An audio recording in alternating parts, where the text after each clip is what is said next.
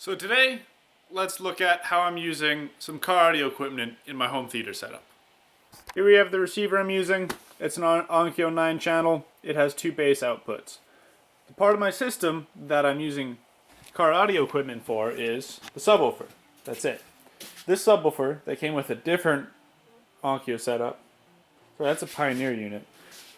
Onkyo subwoofers, Onkyo speakers.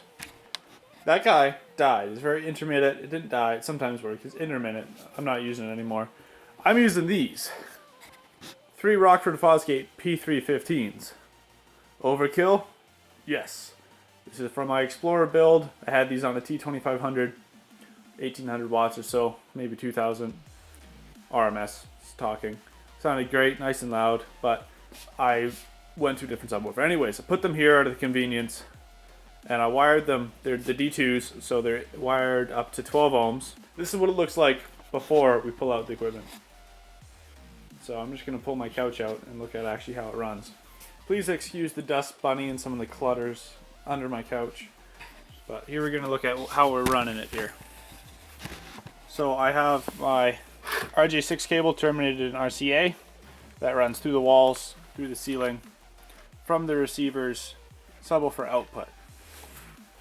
Now this amp doesn't have auto turn on, so basically I have to manually, it's a very temporary setup, but it's an example of how you can do it. Muret, tie these two together, turns the amp on using the REM. But basically we're using this 10 amp smart charger as our power supply. It's just on optimum, it charges at whatever rate it thinks it needs to. Now for batteries, we're using these, you find them in power backup security systems. See if we can find a model number on them. Like that one's from 2012. 7 amp hours, maintenance free. That's what I'm using. So we got those when we moved here, pulled them out of the security system that we disabled. And I just was like, okay, I'll just put them here. So I did. So you can use 12 volt batteries like that. You can use a car battery, but anyways, I never expected these batteries to last as long as they have, and they've been working fine for this, mostly because the charger's decent. But yeah, so we got them tied together in parallel. So we have orange for hot, for positive, which very makeshiftly runs over to this guy from the battery charger. I have the wire turned into a terminal block that this is now clamped onto and then taped up. The ground's the same. So they are tied together in the terminal blocks of the amplifier, right here. See the blue wires from positive to remote. And we got positive coming in and positive going out to the battery. Negative coming in, negative going out to the battery. So when we turn the amp on, to show you that it does turn on. The battery charger is just plugged in all the time, so when it thinks it needs to charge, it charges. Still thinks it's full.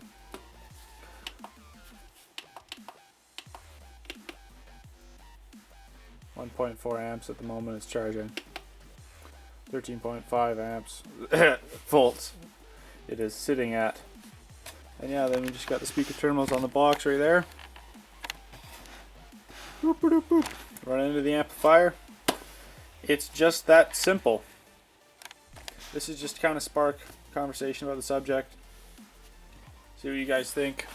A lot of people don't understand how easy it is to do, but how makeshift it comes off. Once again, this is just a temporary setup until I find a real home theater subwoofer I'm looking to purchase. So I guess that's it. Little rundown, nothing too detailed. A simple way with stuff you have in a shop or a garage or household that you can use car audio equipment in your home audio system. I wouldn't recommend running too much power through something like this. Like that amp at 12 ohms is probably doing 100 watts, 150 watts RMS. That's it. And with this much surface area for drivers, that's all you need. That's all I need. It's more bass than that 150 watt 10 inch that my camera's now sitting on. If you have any questions, just ask, comment, you know how it goes. I try to be pretty good about responding to that type of stuff. But anyways, guys have a good night.